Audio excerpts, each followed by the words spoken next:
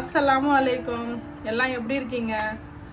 இன்றைக்கி நம்ம சஹருக்கு என்ன செய்ய போகிறோம் அப்படின்றத தான் நம்ம இன்றைக்கி பார்க்க போகிறோம். நான் வந்து மட்டன் எடுத்திருக்கேன்.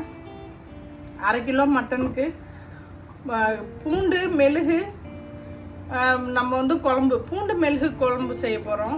நம்ம வந்து குழந்த பிறந்தா அவங்களுக்கெல்லாம் செஞ்சு தருவாங்க. ஏன்னா உடம்புக்கு நல்லது அப்படின்னு சொல்லிட்டு சளி பிடிக்காது. நிறையா மெழுகு வச்சா பூண்டு வச்சா உடம்பு நல்லாயிருக்கும், குழந்தைக்கு பாலும் கிடைக்கும் அப்படின்னு சொல்லி அது செய்வாங்க. அது மாதிரி தான் நான் இன்றைக்கி செய்ய போகிறேன். அதுக்காண்டி நம்ம இந்த மாதிரி நெஞ்செலும்புங்க முள் இதுங்க வாங்கி போட்டால் ரொம்ப நல்லாயிருக்கும் அவங்களுக்கு கொடுத்தா. நம்ம என்ன போடுவோம் அப்படின்னா வெறும் மட்டனாக இருக்கிறதுனால நம்ம வந்து ஃபஸ்ட்டு ஒரு 2 சிட்டி விட்டுக்கலாம். மஞ்சள் தூள் 1/4 ஸ்பூன் போட்டுக்குவோம். அதுக்கு தேவையான சால்ட் போட்டுக்கலாம். அதுக்கு இதே நல்லெண்ணெயில் தான் செய்ய போகிறேன்.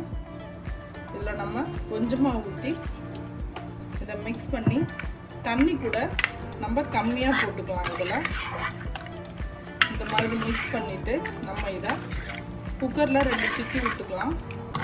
இது சிட்டி வர்றதுக்குள்ளே நம்ம வந்து அதுக்குள்ளே மசாலாவை அரைச்சிட்டு வந்துடுவோம். 1/4 ஸ்பூன் தண்ணி போட்டுக்கலாம். ஏன்னா தண்ணி மட்டனில் நிறையா விடும், அதனால் நம்ம தண்ணி ரொம்ப வேண்டாம். நம்ம ஒரு மசாலா அரைக்கணும். இது மெழுகு குழம்புன்றதால மெழுகு நான் வந்து 2 ஸ்பூன் மெழுகு போட்டிருக்கேன். 1 ஸ்பூன் முழு மல்லி, 4 கிளாம்பரு, 4 ஏலக்காய், 1/2 ஸ்பூன் ஜீரகம், சின்னதாக ஒரு பட்டை, ஒரு பூ. இதை நம்ம லைட்டாக ரோஸ்ட் பண்ணிவிட்டு இதை வறுத்து எடுத்துக்கலாம். நல்லா நெய்ஸாகவே அதை அரைச்சி எடுத்துக்கலாம். 2 கட்டி பூண்டு, நல்லா ஒரு பெரிய வெங்காயம் 1, ஒரு தக்காளி 1. தக்காளி வந்து கொஞ்சம் லைட்டாக மிக்சியில் அரைச்சி பியூர் பண்ணி வச்சுருக்கேன். இதுக்கு தேவையான பொருள் அவ்வளோதான். நம்ம வேணும்னா எலுமிச்சம்பழம் சேர்த்துக்கலாம். அவ்வளோதான். இதுக்கு தயிர் இதெல்லாம் எதுவுமே போடக்கூடாது. இதை நான் அரைச்சிட்டு வந்துடுறேன். ரோஸ்ட் வச்சுருக்கேன். எல்லாத்தையுமே ஒன்றா போட்டுக்கிறேன். லைட் ரோஸ்ட் பண்ணால் போதும், ரொம்ப ரோஸ்ட்டு வேண்டாம்.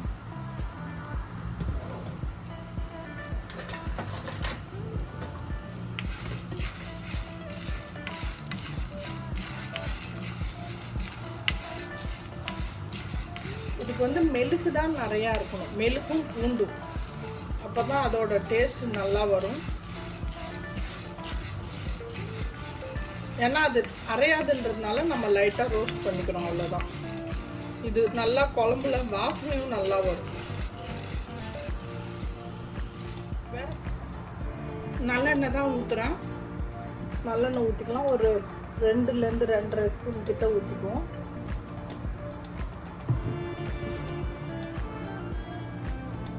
வெங்காயம் போட்டுடலாம்.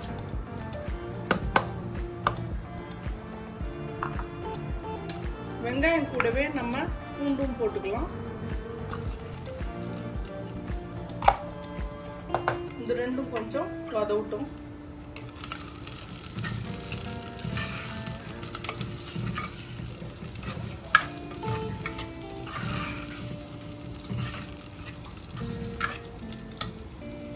கொஞ்சமா சால்ட்டும் அது கூட சேர்த்துக்கலாம்.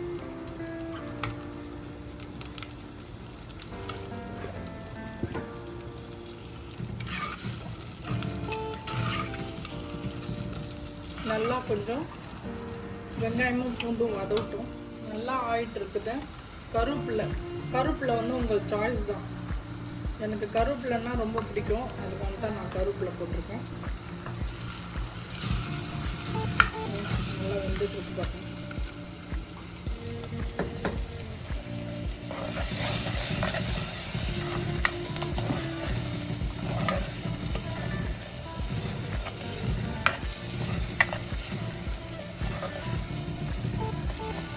எண்ணெய்லாம் கரெக்டாக இருக்குது பாருங்கள். நல்லெண்ணெயில் செஞ்சால் ரொம்ப நல்லாயிருக்கும்.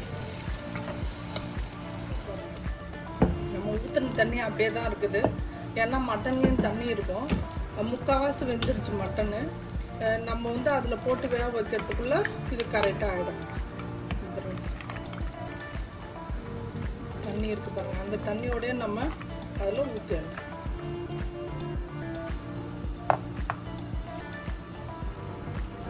இஞ்சி பூண்டு பேஸ்ட் போட்டிருக்கேன். நம்ம அரைச்ச மசாலாவை அதில் போட்டுட்டேன் நான். இப்போ தக்காளி ஒன்று அரைச்சி வச்சோம் பார்த்தீங்களா, இதையும் இதில் நம்ம போட்டுக்கலாம். எல்லாம் ஒன்றா சேர்ந்து ஒரு 10 நிமிஷம் நல்லா வேகட்டும்.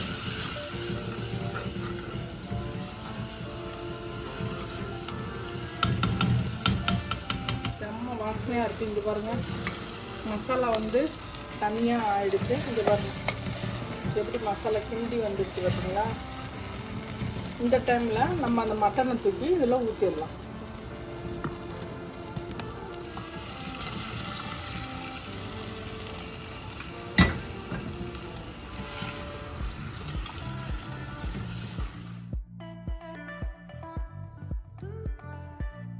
மஞ்சத்தூள் நம்ம மட்டனில் போட்ட மஞ்சத்தூள் தான். எப்படி இருக்குது பாருங்கள். நம்ம உப்புலாம் சரியாக இருக்கான்னு பார்த்துக்கலாம்.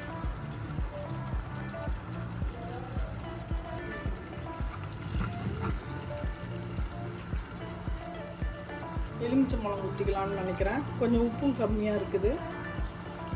கொஞ்சம் தண்ணி போட்டுக்கலாம், ஏன்னா அந்த மசாலாவோட அது வேகணும்ல. அதனால் கொஞ்சமாக நம்ம தண்ணியும் போட்டுக்கலாம், தண்ணி சேர்த்துக்கலாம்.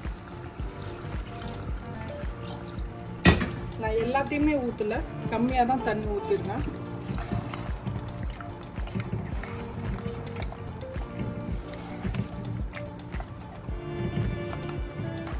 இது அப்படியே வெந்துட்டு இருக்கட்டும். கொஞ்சம் நேரம் சென்று நம்ம பார்க்கலாம். ஆயிடுச்சு பாருங்க, எண்ணெய்லாம் விட்டுருக்கு பார்த்தீங்களா, எப்படி இருக்கு பாருங்க. மண் சட்டியில் இந்த மாதிரி வச்சு சாப்பிட்டா அது சுட சுட சோறு வடித்து பப்புடு வச்சு சாப்பிடணும். அவ்வளோதான். இதுக்கு ஆஃப் பண்ணிடுறேன் நான் கேஸை. முடிஞ்சிடுச்சு. நம்ம பாருங்கள் எவ்வளோ செம்மையாக இருக்குல்ல, நல்லா இருக்குது பாருங்கள். இது கொஞ்ச நேரம் கொதிச்சுக்கிட்டு தான் இருக்கும். இதெல்லாம் மண் சட்டி சூடு ஜாஸ்தி ஆகிடும்ல. இது அப்படியே இருக்கட்டும். இதில் வந்து நம்ம சுட சுட சோறு வடித்து பப்புடு வறுத்து வச்சு நம்ம சாப்பிட வேண்டியது தான். இதுக்கு வேறு எந்த சைட் டிஷ்ஷும் வேண்டாம். இதே மாதிரி நீங்களும் செஞ்சு சாப்பிட்டு பாருங்கள்.